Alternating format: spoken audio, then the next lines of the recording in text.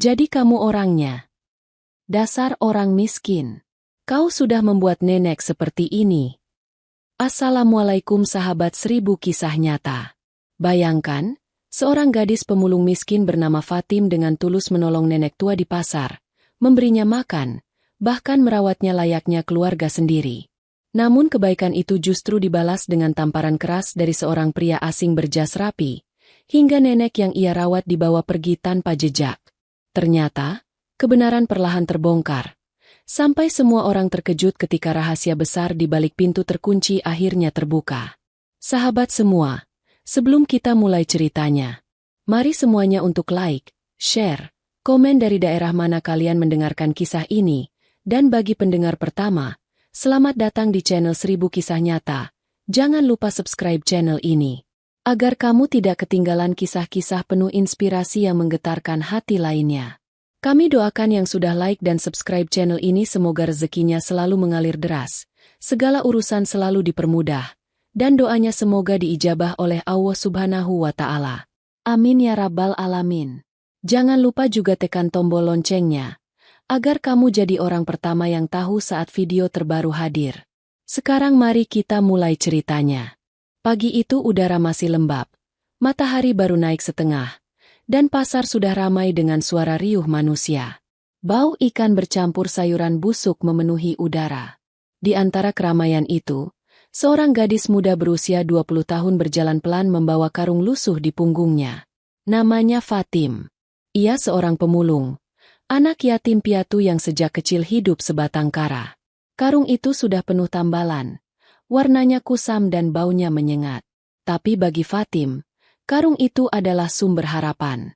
Ia biasa mengumpulkan botol, kardus, dan besi bekas untuk dijual. Hasilnya hanya cukup untuk makan sehari. Ia tinggal di sebuah gubuk kecil di samping pasar. Rumah sederhana yang dulu dibangun ayahnya dengan penuh cinta. Walaupun kecil, gubuk itu menyimpan kenangan bahagia saat orang tuanya masih hidup. Namun sejak keduanya meninggal karena tabrak lari ketika Fatim masih duduk di bangku sekolah dasar, kebahagiaan itu sirna. Sekolah pun ia tinggalkan, digantikan dengan kerja keras di jalanan. Hari itu seperti biasanya, Fatim berjalan menuju tempat sampah umum di ujung desa. Ia melewati pasar dekat rumahnya. Suara pedagang yang berteriak menawarkan dagangan, bau sayur mayur bercampur ikan asin, semuanya sudah biasa bagi Fatim. Namun tujuannya bukan berbelanja. Ia melangkah menuju tempat sampah umum di ujung pasar. Di sana, para pemulung lain sudah sibuk mencari apa saja yang masih bernilai. Botol plastik, kardus bekas, besi karatan, semuanya dikumpulkan. Fatim pun ikut sibuk. Tangan kecilnya gesit memilah. Matanya jeli melihat apa yang bisa dimasukkan ke dalam karung. Meski keringat menetes deras, ia tetap bekerja penuh semangat. Bagi Fatim, setiap botol plastik berarti sebutir nasi untuk mengisi perutnya nanti. Waktu berputar cepat. Matahari sudah condong ke atas kepala. Biasanya di jam ini Fatim pulang sebentar, beristirahat, lalu makan seadanya sebelum kembali bekerja. Ia mengangkat karungnya yang sudah hampir penuh dan berjalan melewati pasar untuk menuju rumah. Namun langkahnya terhenti ketika melihat kerumunan orang. Banyak warga berdesakan. Suara gaduh terdengar. Rasa penasaran membuat Fatim mendekat. Karung besarnya diletakkan sebentar di tanah. Ia menyelinap di antara orang-orang yang bergumam kesal. Di balik kerumunan itu, ia melihat seorang nenek tua duduk meringkuk di samping tumpukan sampah sayuran busuk. Rambut nenek itu kusut. Wajahnya penuh debu, tubuhnya gemetar. Di tangannya ada sepotong roti yang hampir habis dimakan. Seorang pedagang wanita berdiri di depannya dengan wajah marah. Dasar pencuri! Roti daganganku kau curi seenaknya. Bentak si pedagang. Nenek itu hanya menunduk, ketakutan. Suaranya tidak keluar. Hanya tangannya yang terus memegang roti sambil gemetar. Orang-orang mulai mencibir. Ada yang mendumal. Ada pula yang menertawakan. Awalnya Fatim ingin abai. Ia bisa saja berjalan terus. Pura-pura tidak melihat. Tapi rasa kasihan menekan hatinya lebih kuat. Ia melangkah maju, berdiri di hadapan si pedagang. Bu, jangan marah lagi. Saya yang bayar rotinya. Ucap Fatim pelan sambil merogoh saku bajunya, mengeluarkan uang receh hasil menjual rongsokan. Pedagang itu mendengus, meraih uang Fatim dengan kasar. Ya sudah, kalau begitu. Tapi ingat, jangan biarkan pencuri ini datang lagi. Katanya ketus sebelum pergi. Orang-orang pun bubar dengan mulut masih mengomel. Fatim kini hanya berdua dengan nenek itu. Ia jongkok, menatap wajah nenek yang lusuh. Nenek, kenapa mencuri? Itu tidak baik. Ucapnya lembut. Nenek tetap diam. Tatapannya kosong. Tubuhnya lemah. Fatim mencoba lagi. Nenek siapa? Rumahnya di mana? Apa nenek punya keluarga? Namun tidak ada jawaban. Nenek hanya menunduk, kotor dan tampak sangat letih. Hati Fatim semakin teriris. Ia menghela napas, lalu berkata, "Nenek, mau ikut saya? Di rumah memang kecil, tapi setidaknya ada tempat untuk duduk dan makan." Untuk pertama kalinya, nenek itu menoleh. Sorot matanya sayu, tapi ada sedikit cahaya yang membuat Fatim yakin ia mendengar. Fatim tersenyum tipis. "Kalau begitu ayo, Nek." Namun nenek itu tidak bergerak, hanya menatap Fatim lama. Fatim memperhatikan kakinya yang tampak membiru, mungkin keseleo atau terluka saat dikejar pedagang tadi. Pantas saja nenek tidak bisa berdiri. Tanpa ragu, Fatim memutuskan meminjam gerobak seorang pedagang. Dengan hati-hati, ia membantu nenek naik ke atasnya. Karung rongsokannya pun ia letakkan di samping nenek. Lalu, dengan tenaga seadanya, Fatim mendorong gerobak itu melewati keramaian pasar, menuju gubuk kecilnya. Setiba di gubuk kecilnya, Fatim menurunkan nenek. Ia mempersilakan nenek duduk di kursi bambu reot. Dengan cepat, Fatim menjerang air untuk minum. Ia menghangatkan sayur sisa semalam, lalu menaruhnya di piring bersama nasi seadanya. "Nek, makanlah." "Maaf ya, hanya sederhana," ucap Fatim sambil menyodorkan piring. Nenek itu memandang piring lama sekali. Lalu perlahan ia menyentuhnya dan mulai makan. Fatim tersenyum, merasa lega. Hari itu Fatim tidak kembali ke tempat sampah umum. Ia memilih tinggal di rumah, membersihkan nenek, memandikannya dengan air hangat, lalu menggantikan bajunya dengan pakaian lama peninggalan ibunya. Rambut nenek ia sisir pelan. Semua dilakukan dengan hati-hati, seolah ia sedang merawat ibunya sendiri. Malam pun tiba. Lampu minyak kecil menyala redup. Fatim duduk di lantai bambu, menatap nenek yang sudah tertidur di pojok rumah. Hatinya terasa hangat. Sudah lama ia tidak merasakan ada sosok yang menemaninya. Sejak orang tuanya meninggal, rumah itu selalu sepi.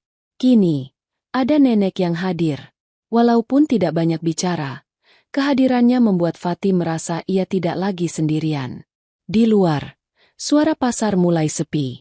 Hanya terdengar jangkrik dan gesekan daun pisang. Fatim menutup matanya. Tubuhnya lelah. Namun sebelum benar-benar terlelap, ia menatap sekali lagi ke arah nenek yang tidur dengan nafas teratur. Ada senyum tipis di wajah Fatim, senyum yang sudah lama hilang dari hidupnya. Malam itu, ia tidur dengan perasaan sedikit lebih tenang. Ia tidak tahu bahwa pertemuan sederhana di pasar tadi akan menjadi awal dari kejadian besar yang mengubah jalan hidupnya selamanya. Hari-hari setelah pertemuan itu terasa berbeda untuk Fatim. Biasanya ia hanya bangun sendiri, menyiapkan sarapan seadanya, lalu berangkat membawa karung ke pasar atau ke tempat sampah umum. Namun kini, setiap pagi ia melihat nenek itu duduk di kursi bambu depan rumah, menatap jalan kecil yang menuju pasar. Meski wajah nenek selalu diam, ada sesuatu yang membuat gubuk itu tidak lagi sepi. Fatim mulai terbiasa merawat nenek. Ia menyiapkan air hangat setiap pagi, membersihkan wajahnya, lalu menyisir rambut putihnya. Bajunya yang lusuh diganti dengan pakaian lama peninggalan ibunya. Meski sederhana, pakaian itu membuat nenek terlihat lebih terhormat. Setelah itu, Fatim akan pergi memulung, sementara nenek tinggal di rumah. Kadang ia menemukan nenek duduk termenung, kadang hanya menatap keluar, seakan menunggu sesuatu yang tidak pernah datang. Suatu sore, setelah lelah seharian mencari barang bekas, Fatim pulang dengan karung setengah penuh. Tubuhnya berpeluh, kakinya pegal. Tapi wajahnya berbinar begitu melihat nenek duduk di kursi bambu itu. Seolah ada seseorang yang menunggunya pulang. Perasaan itu begitu baru baginya. Sejak kecil, ia selalu merasa sendirian. Kini, walau hanya seorang nenek bisu yang bahkan ia tidak tahu namanya, Fatim merasa punya keluarga lagi. "Assalamualaikum, Nek," sapa Fatim pelan. Nenek itu menoleh sebentar, tidak menjawab, hanya memandang. Tatapan itu membuat Fatim merasa diterima. Malam itu Fatim memasak nasi dengan sedikit sayur bening. Ia menyendokkan ke piring nenek lebih banyak dari piringnya sendiri. "Makanlah yang banyak, Nek. Saya sudah makan sedikit tadi di pasar," ucap Fatim sambil tersenyum. Ia berbohong kecil. Padahal perutnya masih lapar. Tapi ia ingin nenek kenyang. Nenek makan pelan. Tangannya gemetar. Namun ia mencoba menghabiskan makanan. Fatim duduk menemaninya, menceritakan hal-hal kecil dari pasar. "Tadi ada kucing hampir jatuh ke got. Nek, untung ada anak kecil yang menolong. Lucu sekali. Nenek tahu, saya dulu juga pernah punya kucing. Namanya Bulu. Warnanya abu-abu, bulunya tebal. Sayangnya hilang saat hujan besar." Fatim tertawa kecil. Lalu wajahnya meredup saat kenangan itu membuatnya ingat masa kecil bersama orang tuanya. Nenek mengangkat kepalanya sebentar, menatap Fatim lama. Tidak ada kata yang keluar, tapi di mata itu, Fatim merasa ada sesuatu yang dimengerti. Seakan nenek tahu rasa kehilangan yang selama ini ia simpan sendiri. Hari-hari berlalu. Waktu berjalan cepat. Fatim semakin dekat dengan nenek itu, meski nenek tidak pernah menyebutkan nama atau cerita tentang dirinya. Kadang Fatim bertanya, "Nenek berasal dari mana? Apa punya keluarga? Rumahnya di mana?" Tapi nenek hanya terdiam, lalu menunduk. Kadang bibirnya bergetar seolah ingin bicara, namun suara itu tidak pernah keluar. Meski begitu, Fatim tidak menyerah. Ia tetap bercerita setiap hari, tentang masa kecilnya, tentang gubuk kecil yang dibangun ayahnya, tentang ibunya yang pandai memasak, tentang cita-citanya dulu yang ingin menjadi guru. Setiap kali bercerita, ia melihat nenek mendengarkan dengan sungguh-sungguh. Tatapannya lembut, membuat Fatim merasa tidak sia-sia berbicara. 1 bulan berlalu dengan cepat. Kehadiran nenek membuat hari-hari Fatim lebih ringan. Ia tidak lagi pulang ke rumah kosong. Ia tidak lagi menangis diam-diam karena kesepian. Walaupun nenek itu tidak pernah bicara, ia adalah teman, sekaligus pengganti keluarga yang sudah lama hilang. Namun, di balik kehangatan itu, ada hal yang membuat hati Fatim sesekali gelisah. Ia beberapa kali merasa ada seseorang yang memperhatikannya dari jauh. Saat ia pulang membawa karung, ia seperti melihat bayangan di ujung gang. Tapi saat menoleh, tidak ada siapa-siapa. Pernah juga ia mendengar suara langkah di malam hari, tapi saat keluar, hanya ada angin malam dan suara jangkrik. Fatim mencoba mengabaikannya. Mungkin hanya perasaan. Tapi entah mengapa, hatinya tidak tenang. Ia tidak ingin ada yang mengganggu nenek yang sudah ia rawat seperti keluarga sendiri. Hingga suatu siang yang panas, kejadian mengejutkan datang. Fatim ingin pulang sebentar dengan wajah lelah. Keringat menetes deras. Karung di punggungnya hanya terisi setengah. Namun langkahnya terhenti ketika ia melihat sesuatu di depan gubuk kecilnya. Deretan mobil mewah berwarna hitam berkilau berhenti di depan rumah. Mobil-mobil besar yang biasanya hanya ia lihat di jalan raya atau parkiran hotel. Dari dalam, keluar beberapa pria berbadan kekar, mengenakan jas rapi dengan kacamata hitam. Mereka berdiri tegak, seperti penjaga istana. Di kursi bambu tempat nenek biasa duduk, terlihat seorang pria berjas biru terang berdiri. Rambutnya disisir rapi, jam tangannya berkilau mahal, sepatunya mengilap. Wajahnya tegas, matanya tajam. Ia sedang berbicara pada nenek dengan nada keras. Nenek hanya menunduk, tidak bersuara. Tubuhnya tampak gemetar. Fatim tertegun. Ia merasakan jantungnya berdegup kencang. Karung yang ia bawa jatuh begitu saja ke tanah. Dengan langkah gemetar, ia mendekat. "Nek," suaranya lirih. Pria berjas itu menoleh cepat. Tatapannya dingin menusuk ke arah Fatim. "Jadi kamu orangnya?" katanya dengan suara penuh amarah.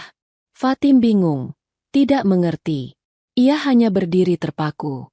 Lalu tiba-tiba, tanpa peringatan, sebuah tamparan keras mendarat di pipinya.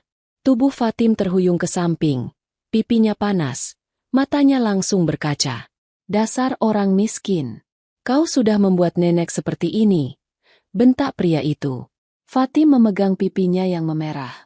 Air matanya jatuh begitu saja. Ia tidak paham, kenapa ia ditampar oleh orang yang sama sekali tidak ia kenal. Padahal selama ini ia hanya berusaha merawat nenek itu dengan tulus. Di saat yang sama, salah satu pria kekar mengangkat tubuh nenek, lalu membawanya masuk ke mobil. Nenek tidak melawan, hanya menunduk lemah. Fatim berlari kecil mencoba mendekat. "Tunggu, jangan bawa nenek." "Kenapa kalian bawa nenek?" teriaknya dengan suara parau. Namun pintu mobil sudah tertutup rapat. Deretan mobil mewah itu bergerak pergi meninggalkan debu tebal di jalan tanah depan gubuk. Fatim terduduk lemas di tanah. Tangannya masih menempel di pipi yang panas. Air matanya mengalir deras. Hari itu, ia merasa semua kebaikan yang ia lakukan dibalas dengan penghinaan. Ia hanya gadis miskin, pemulung yang tidak punya daya. Meski ia tulus merawat nenek itu, tetap saja ia diperlakukan seperti sampah. Malamnya, Fatim menangis di ranjang bambu yang keras. Pipinya masih terasa perih, tapi jauh lebih perih hatinya. Ia tidak tahu siapa pria berjas itu, dan mengapa ia menuduhnya membuat nenek sengsara. Ia merasa kehilangan lagi, sama seperti dulu saat orang tuanya pergi. Gubuk itu kembali sunyi, lebih sepi dari sebelumnya. Fatim memejamkan mata, berdoa pelan dalam hati. "Allah, jika memang aku hanya orang kecil yang hina, setidaknya jangan ambil ketulusan ini dariku. Aku hanya ingin berbuat baik."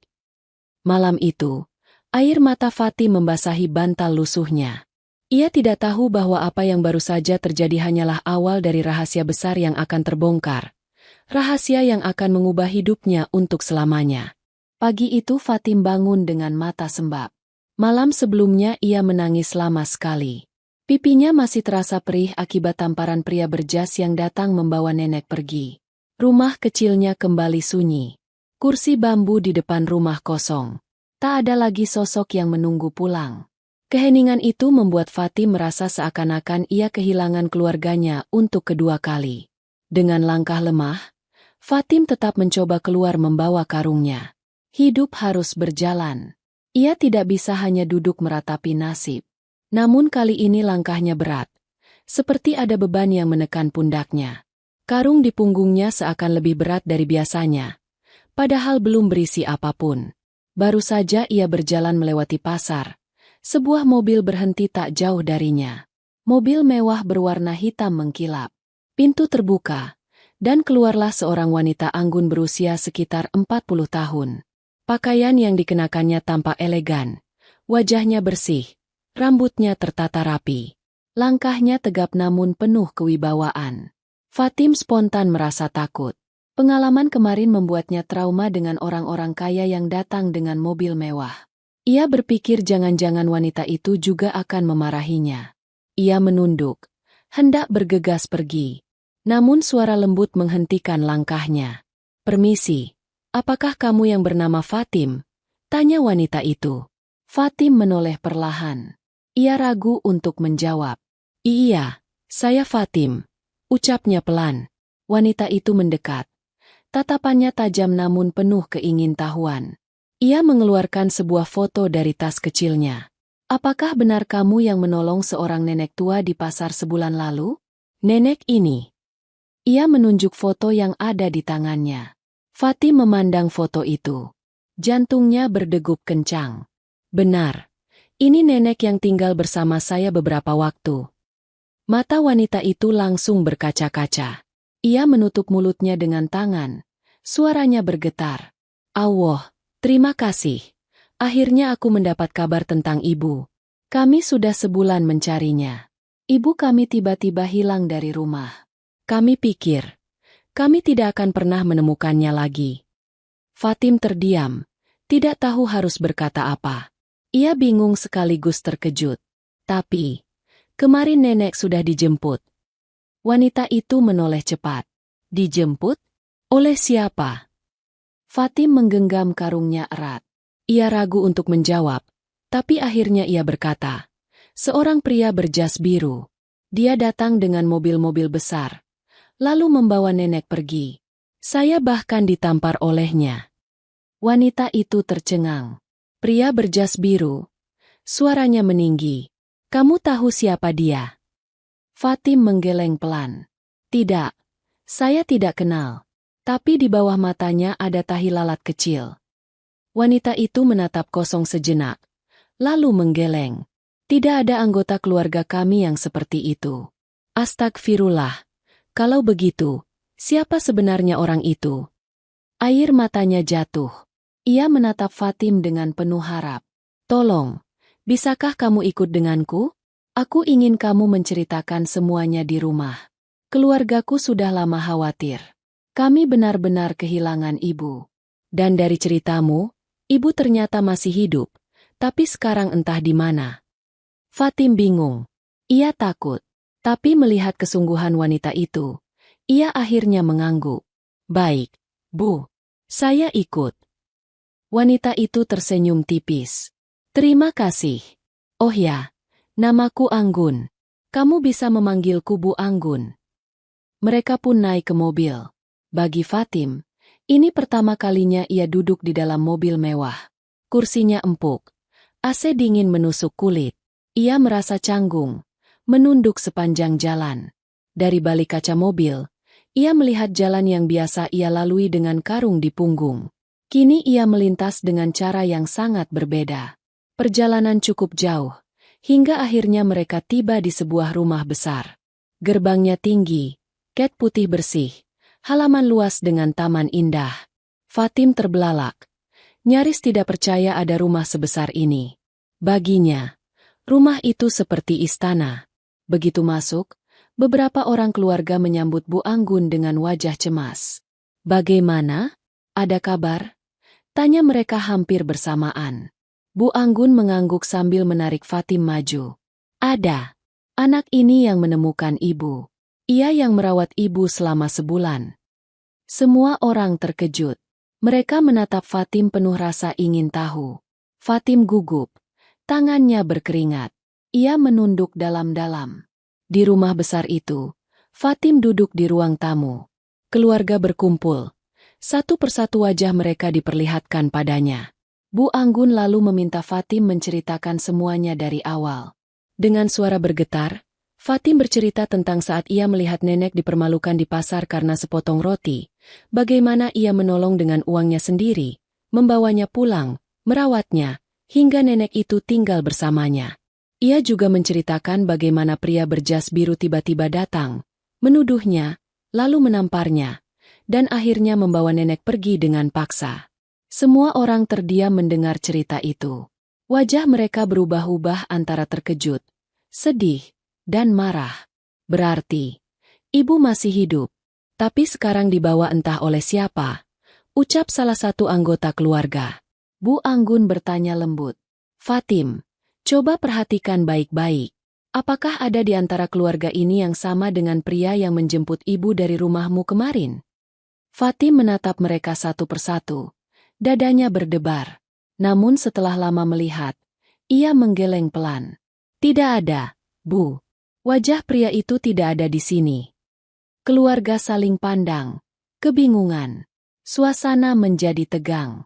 Jika bukan anggota keluarga, lalu siapa yang menjemput nenek kemarin? Kekhawatiran semakin besar. Sebab itu berarti nenek berada di tangan orang asing. Bu Anggun menatap Fatim lagi.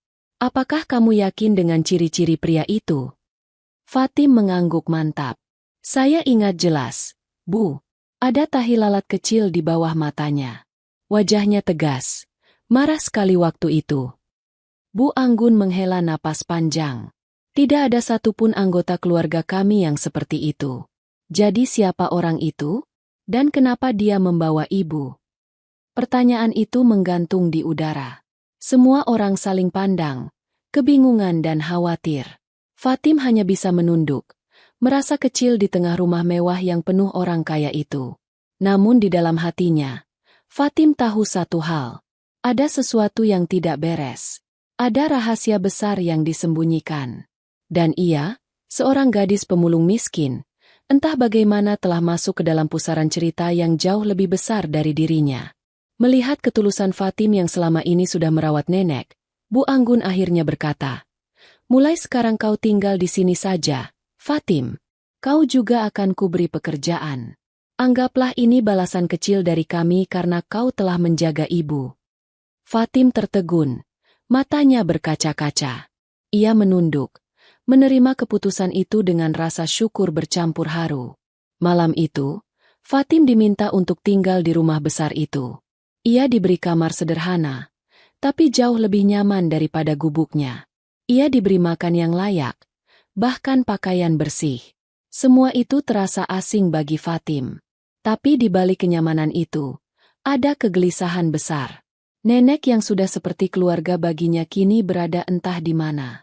Dan bayangan pria berjas biru dengan tatapan tajam itu terus menghantui pikirannya. Fatim berbaring di ranjang empuk yang tidak pernah ia rasakan sebelumnya. Matanya menatap langit-langit kamar. Hatinya berdebar keras.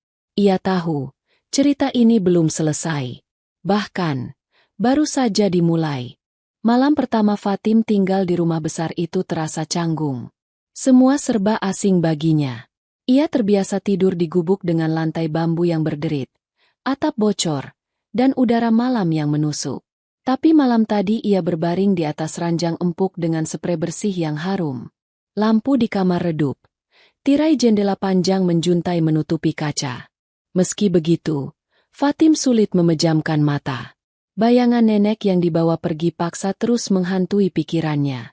Pagi harinya, suasana rumah besar itu sibuk. Para keluarga berkumpul di ruang tamu luas, membicarakan cara mencari nenek.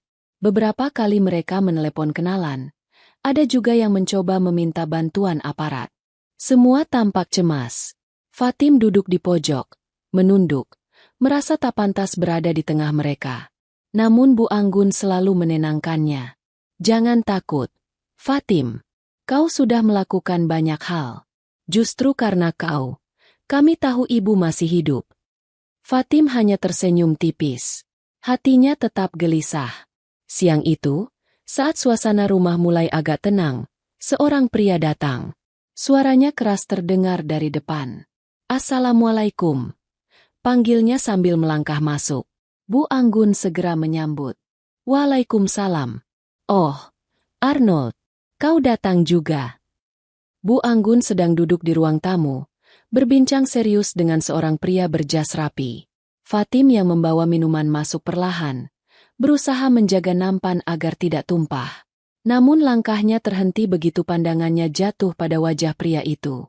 Jantung Fatim berdetak keras.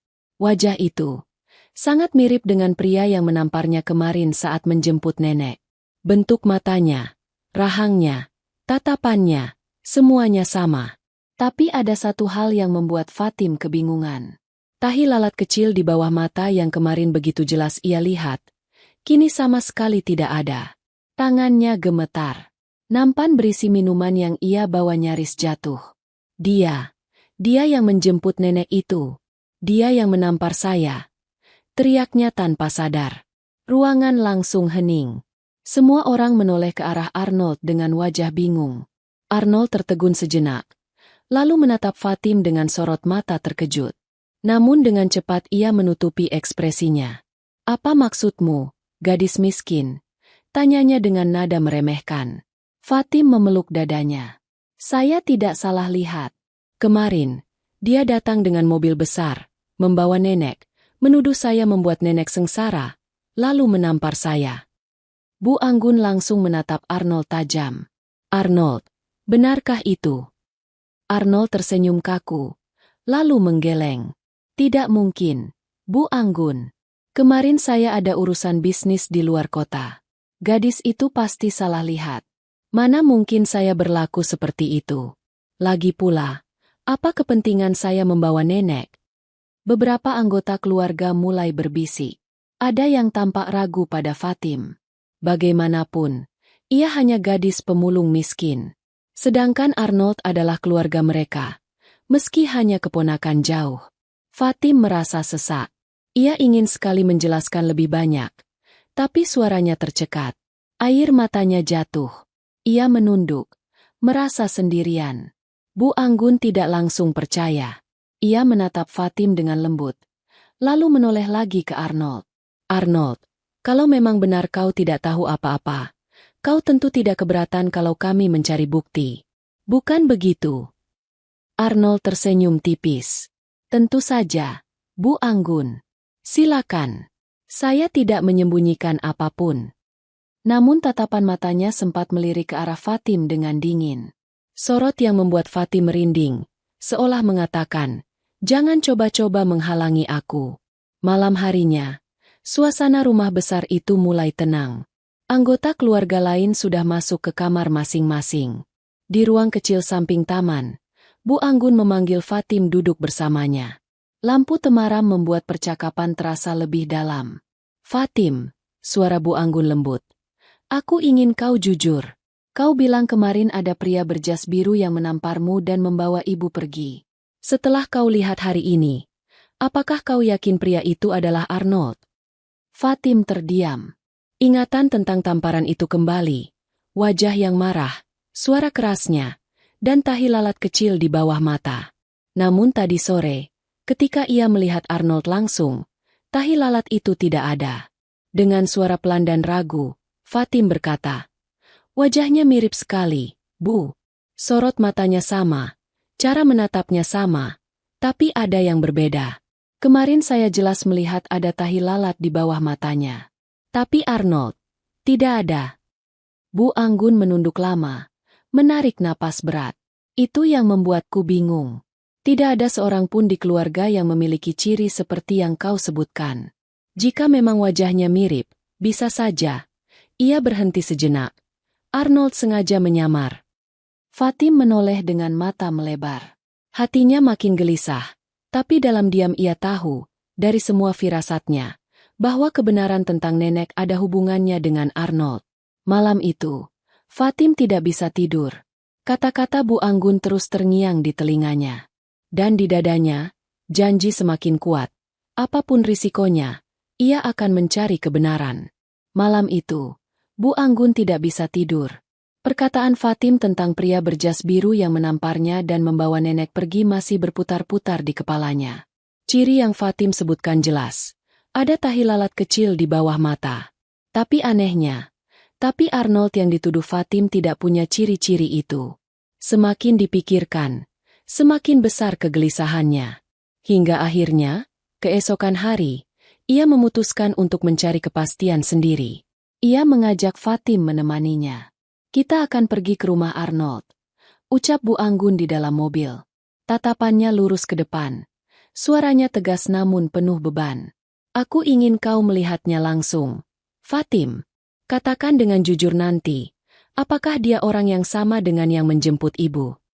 Fatim menunduk. Jantungnya berdegup cepat. Ia takut. Bayangan tamparan itu masih terasa sakit di pipinya. Tapi ia juga ingin kebenaran. "Baik, Bu. Saya akan berusaha jujur." Perjalanan terasa panjang. Jalanan kota yang sibuk, deretan mobil, dan suara klakson tak membuat Fatim tenang. Tangannya berkeringat. Matanya hanya menatap karung kosong di pangkuannya, seolah itu satu-satunya pegangan yang ia punya. Akhirnya, mereka tiba di rumah Arnold. Rumah itu besar dan mewah, meski tidak sebesar rumah keluarga Bu Anggun. Pagar besi tinggi menjulang, taman depan terawat rapi, dan bangunannya tampak modern. Bagi Fatim, rumah itu sudah seperti istana. Seorang pembantu membuka pintu, lalu mempersilakan masuk. Bau harum ruangan langsung menyergap, membuat Fatim makin canggung. Ia berjalan pelan di belakang Bu Anggun. Langkahnya hati-hati di lantai marmer yang licin. Di ruang tamu, Arnold sudah duduk menunggu. Ia mengenakan kemeja putih dan celana bahan hitam. Sederhana tapi tetap rapi. Senyum tipis terukir di wajahnya. Ia berdiri, menyambut dengan ramah. "Selamat datang, Bu Anggun." Sungguh kejutan Anda datang kemari. Ada hal penting yang ingin dibicarakan. Tanyanya dengan suara tenang. Bu Anggun balas tersenyum tipis, meski tatapannya penuh selidik. Ya, Arnold, ada yang perlu kita bicarakan. Arnold mempersilakan duduk. Ia menoleh sebentar pada Fatim, seolah hanya sekilas. Dan, gadis ini, tanyanya datar. Namanya Fatim. Jawab Bu Anggun. Kau sudah bertemu dengannya kemarin kan? Dia yang menolong ibu waktu ditemukan di pasar. Selama sebulan terakhir, ibu tinggal bersamanya. Arnold mengangguk perlahan. Senyumnya tidak berubah. Begitu, ya. Luar biasa sekali gadis kecil itu bisa merawat ibu. Suasana ruangan hening sesaat. Fatim merasa dadanya sesak. Wajah itu. Ia begitu mirip dengan pria yang menamparnya hari itu. Bentuk mata, tatapan tajam, rahang yang keras. Semua sama. Fatim menahan napas. Tangannya dingin. Namun ada satu hal yang membuatnya bingung. Kemarin, ia melihat jelas ada tahi lalat di bawah mata pria itu.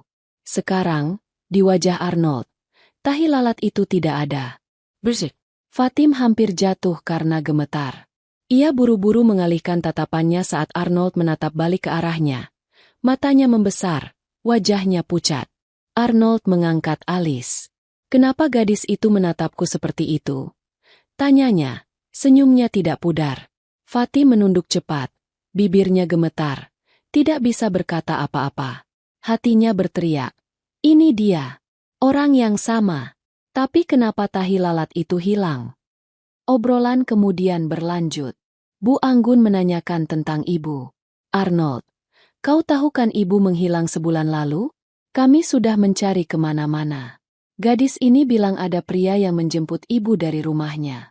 Kami ingin tahu, apakah kau tahu sesuatu?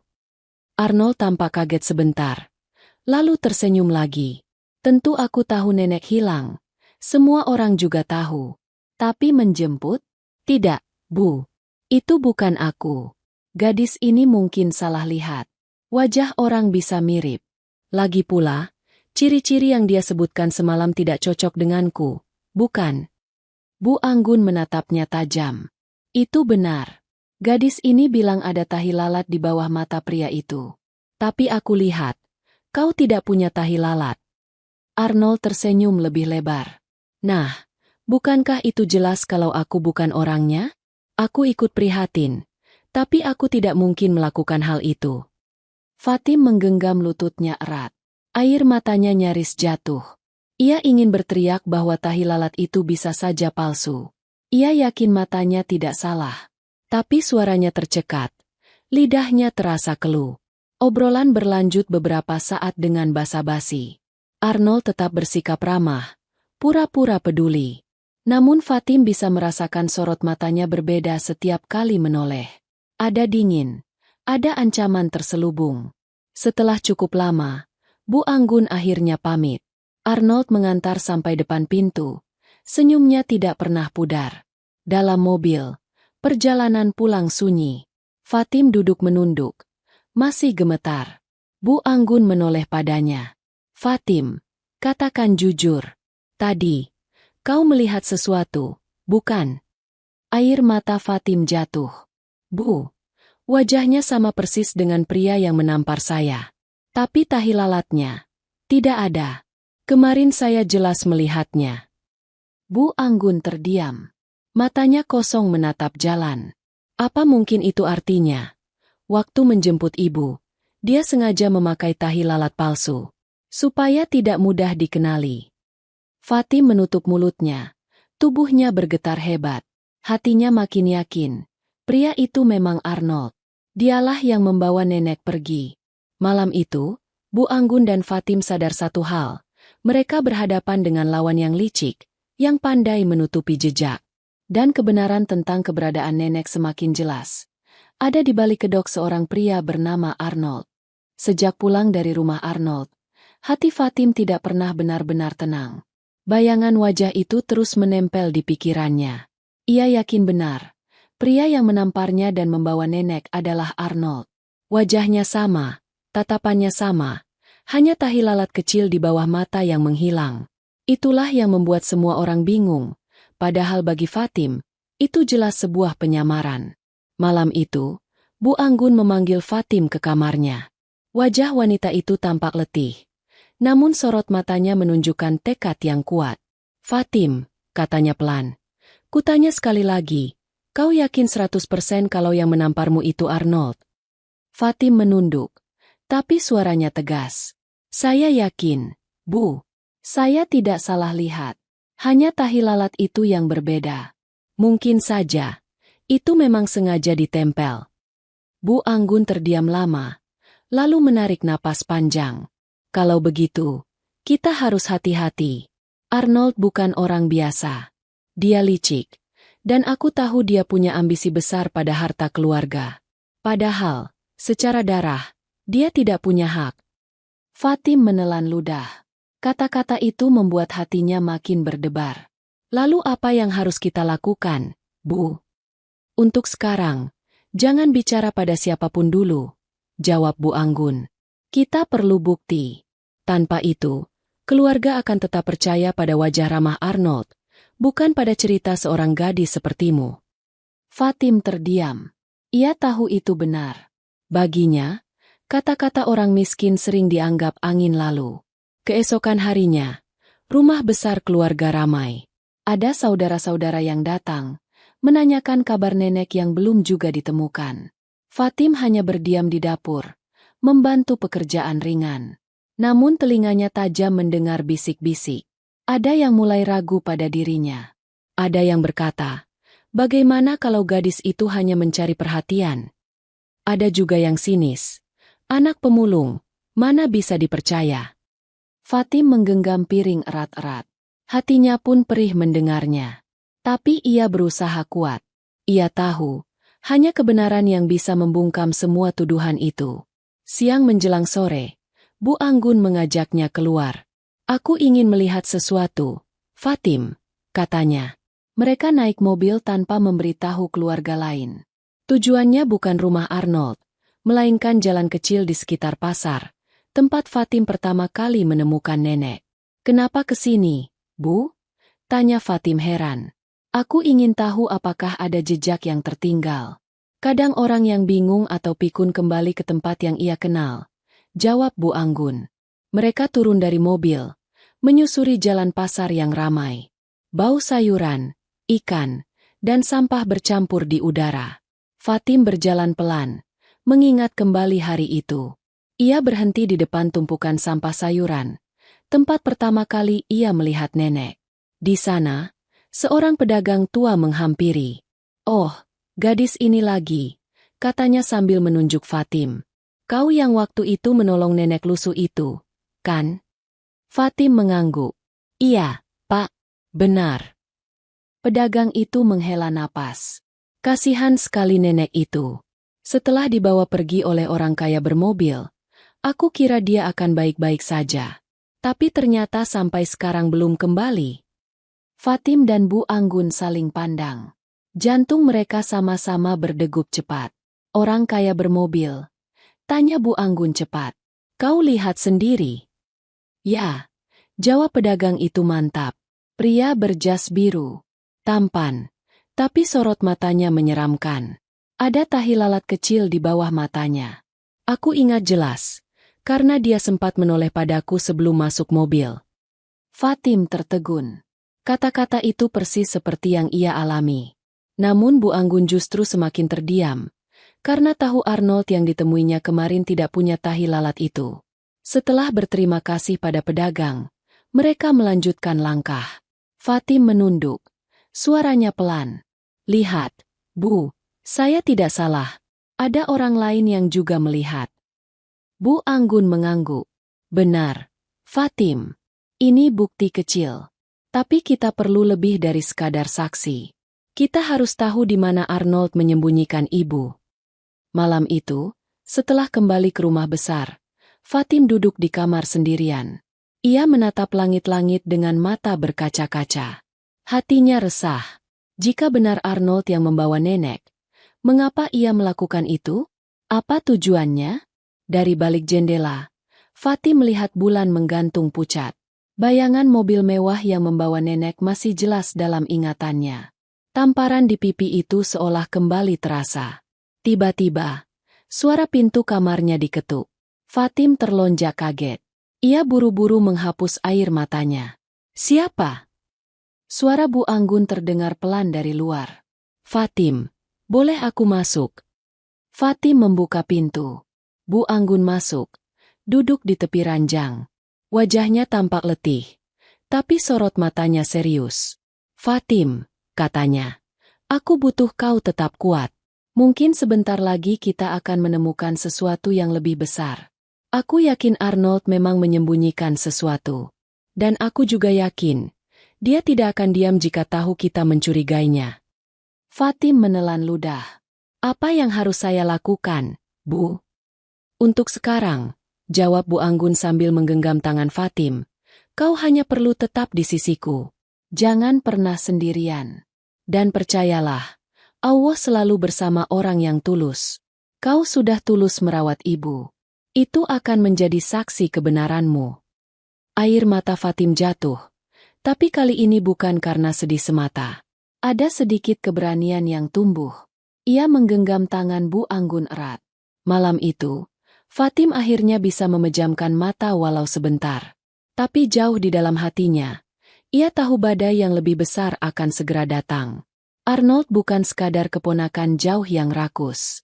Ia adalah lawan yang berbahaya, yang sanggup menyembunyikan kebenaran dengan wajah ramah dan senyum palsu.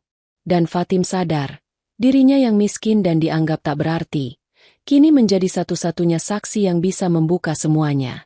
Hari-hari setelah kepulangan dari pasar menjadi semakin berat untuk Fatim. Sejak mendengar langsung kesaksian pedagang tua bahwa pria dengan tahi lalat kecil di bawah mata memang membawa nenek pergi dengan mobil mewah, hatinya semakin yakin bahwa yang ia lihat bukan ilusi. Tapi yang membuatnya resah, keluarga Bu Anggun masih terbelah.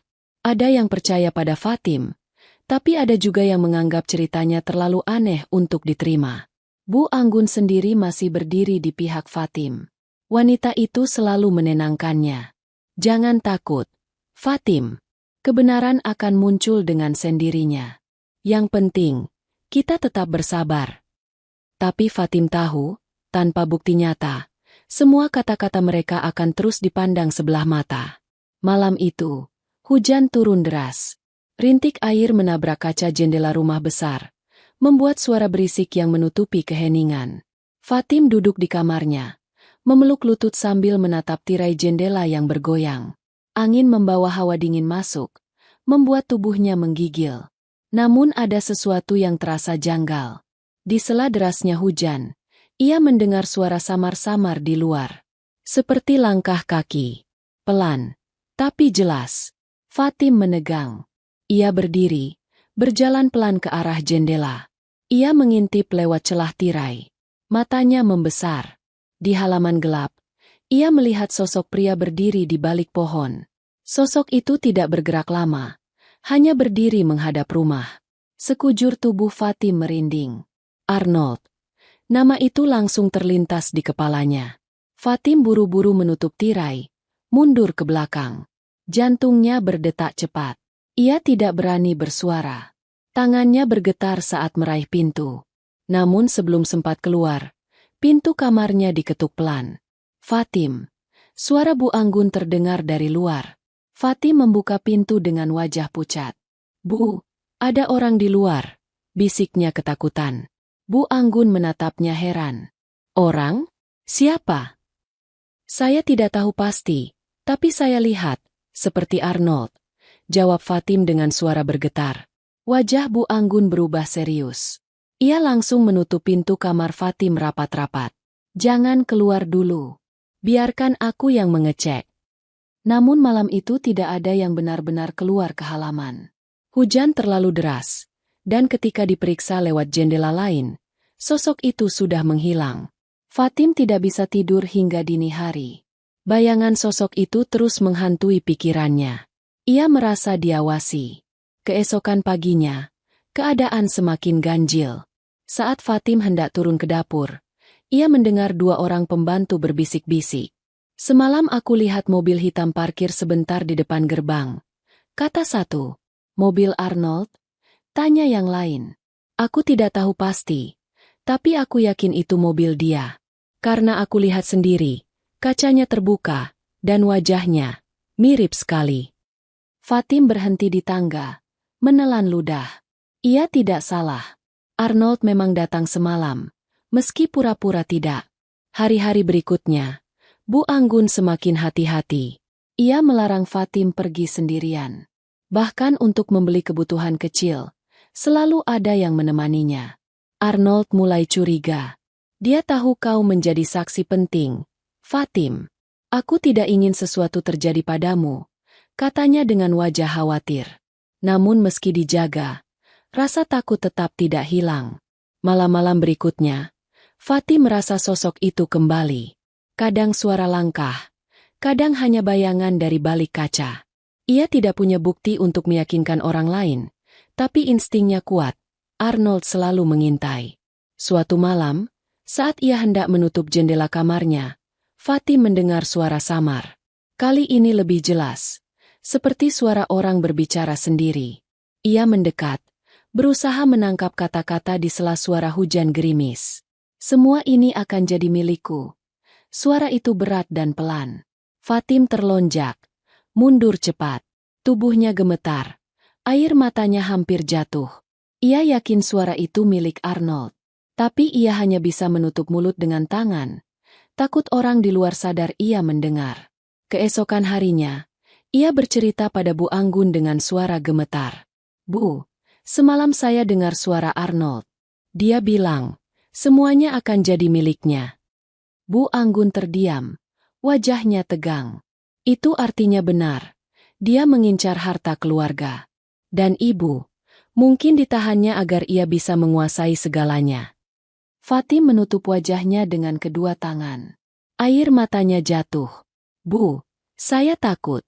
Kalau benar nenek ada di tangannya, bagaimana nasib nenek sekarang? Bu Anggun menggenggam tangan Fatim erat. Tenang. Kita akan cari cara. Tapi satu hal yang harus kau tahu, Fatim, jangan pernah menunjukkan ketakutanmu di depan Arnold. Dia akan semakin berani kalau tahu kau lemah. Kata-kata itu menancap di hati Fatim. Ia mencoba menguatkan diri. Tapi di dalam dadanya, ketakutan tetap menggerogoti. Malam demi malam berlalu. Bayangan Arnold seperti tidak pernah hilang dari sekitar rumah. Seakan ia ingin menunjukkan bahwa kapanpun ia bisa masuk, kapanpun ia bisa mengambil apa yang ia mau. Fatim sadar, waktu mereka tidak banyak. Jika tidak segera bertindak, nenek bisa hilang untuk selamanya. Dan malam itu, sebelum tidur, ia berdoa lirih menyebut nama Allah. Ya Allah, lindungilah nenek, lindungilah Bu Anggun, dan beri aku kekuatan. Aku hanya gadis miskin, tapi aku ingin kebenaran ini terbongkar. Air matanya jatuh, membasahi bantal. Ia tidak tahu, di balik bayangan gelap yang selalu mengintainya, kebenaran semakin dekat. Tapi sekaligus bahaya yang lebih besar juga menunggu. Hari itu suasana rumah besar keluarga Anggun tegang. Setelah semalam Fatim mendengar jelas suara Arnold yang berbisik di luar rumah, semua orang yang percaya padanya semakin yakin ada sesuatu yang disembunyikan. Namun keluarga lain masih ragu. Bahkan ada yang terang-terangan mengatakan Fatim terlalu berlebihan. Gadis pemulung, apa bisa dipercaya ucapannya? Ucap salah satu saudara dengan nada sinis di ruang tamu. Fatim menunduk, tidak berani membalas. Hatinya perih, tapi ia berusaha kuat. Bu Anggun menatap mereka tajam. Jangan meremehkan Fatim. Kalau bukan karena dia, kita tidak akan tahu ibu masih hidup. Namun perdebatan tidak menghasilkan apa-apa. Malamnya, Fatim kembali resah. Ia tidak bisa tidur, hanya duduk di ranjang dengan lutut didekap. Bayangan wajah Arnold terus terlintas. Tatapan matanya saat di rumahnya, tamparan keras di pipinya, hingga suara dingin semalam yang berbisik semua ini akan jadi milikku.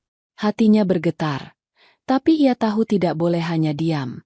Ia harus melakukan sesuatu. Keesokan siang, Bu Anggun mengajaknya keluar lagi. Kali ini bukan ke pasar, tapi ke rumah Arnold. Aku punya firasat. Fatim, ada yang tidak beres di rumahnya. Aku ingin kau ikut, karena hanya kau yang tahu wajah Arnold saat menjemput ibu, kata Bu Anggun. Mobil melaju pelan melewati jalan kota.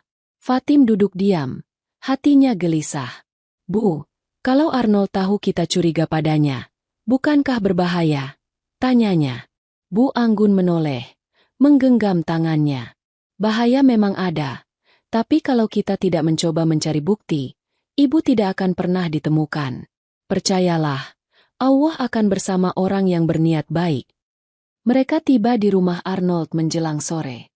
Rumah itu tampak sepi, hanya ada seorang pembantu yang membuka pintu. Tuan sedang tidak ada, katanya. Tapi Bu Anggun meminta izin untuk sekadar duduk sebentar, berpura-pura ingin menunggu. Fatim berjalan pelan di dalam rumah itu. Jantungnya berdegup kencang. Semua tampak rapi dan mewah, tapi ada hawa aneh yang sulit dijelaskan. Hatinya gelisah, seperti ada sesuatu yang bersembunyi.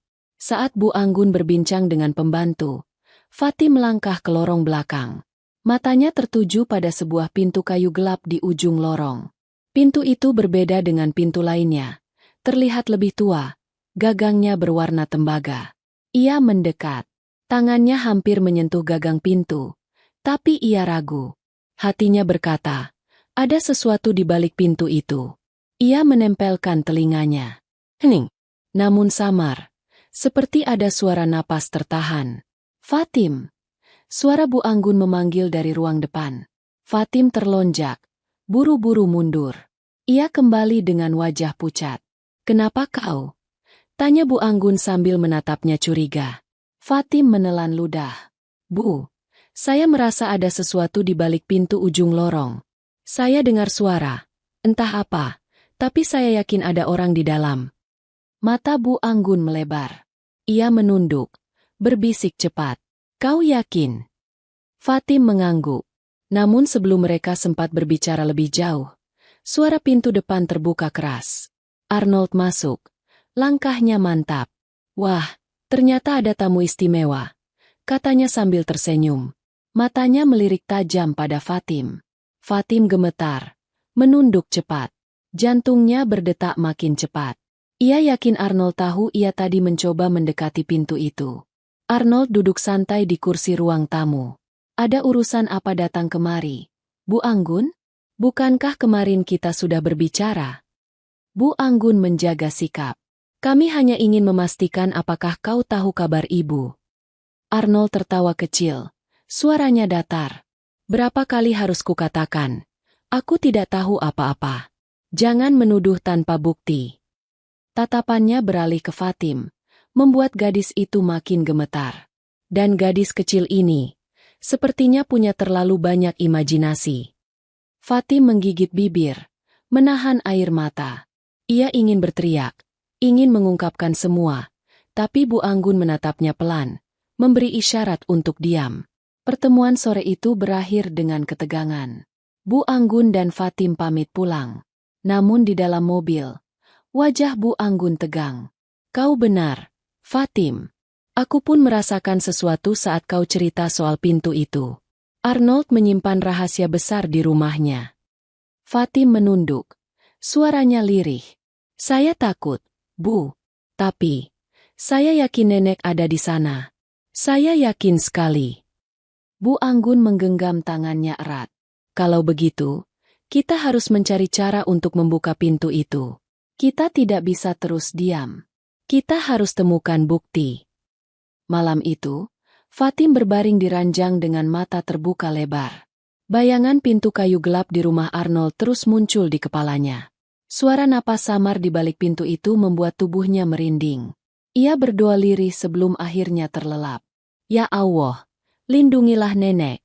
Jangan biarkan dia sendirian di balik pintu itu. Di luar kamar, angin malam bertiup kencang.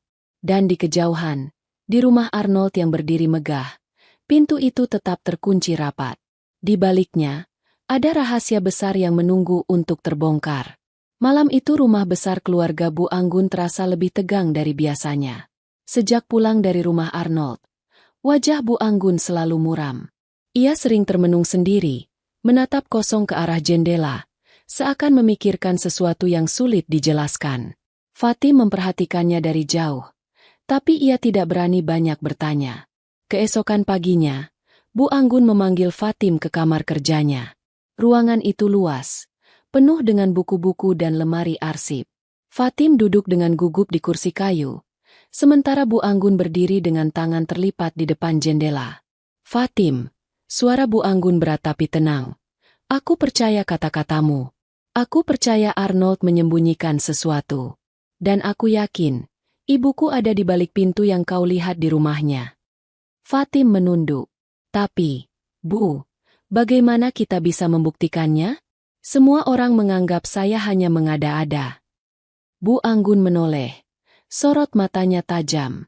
Itulah kenapa kita harus membuat rencana. Kita tidak bisa masuk ke rumah Arnold dengan terang-terangan. Dia licik. Dia akan selalu pura-pura ramah di depan keluarga. Tapi di balik itu, dia bisa melakukan apa saja. Kita harus diam-diam mencari bukti.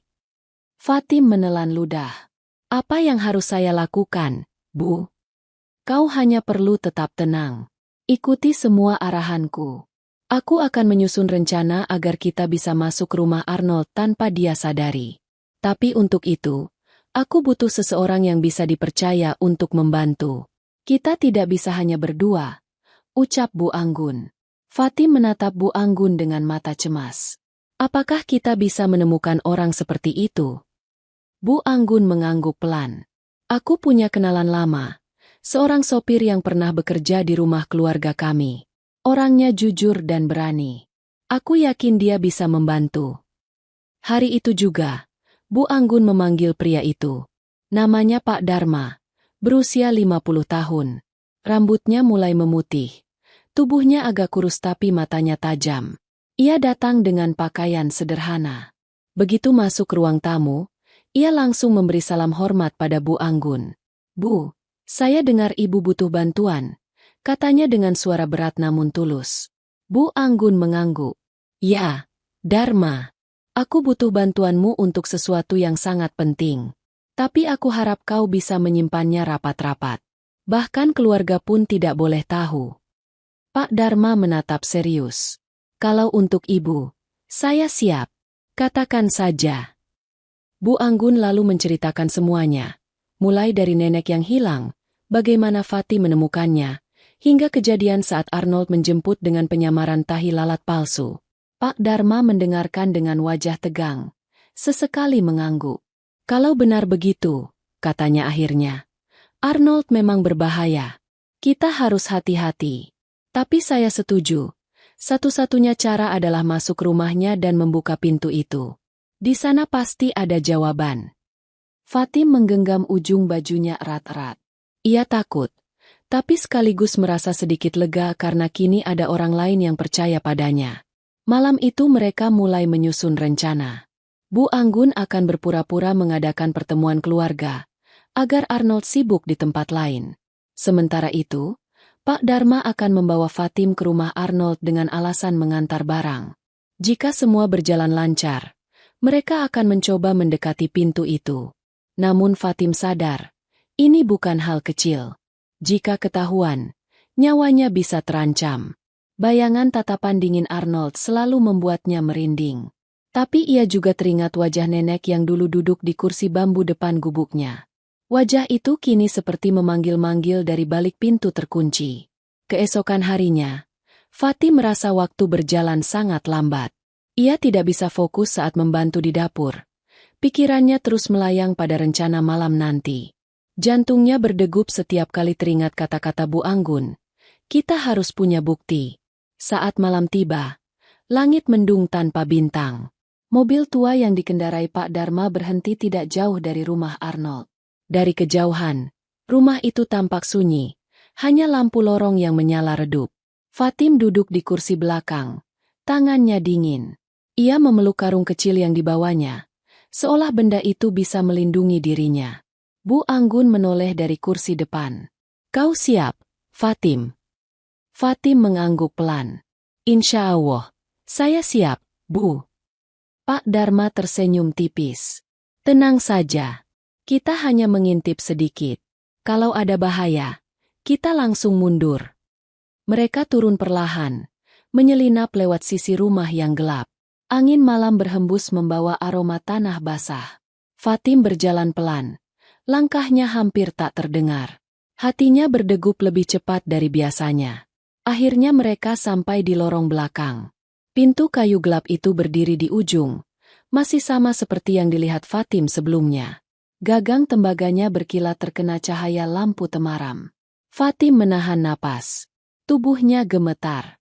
Itu dia, Bu, bisiknya. Bu Anggun dan Pak Dharma saling pandang. Mereka mendekat perlahan. Pak Dharma mencoba gagang pintu. Terkunci. Ia merogoh kantong, mengeluarkan alat kecil. Kebetulan saya masih ingat cara membuka kunci lama, katanya pelan. Fatim menatap dengan jantung hampir berhenti.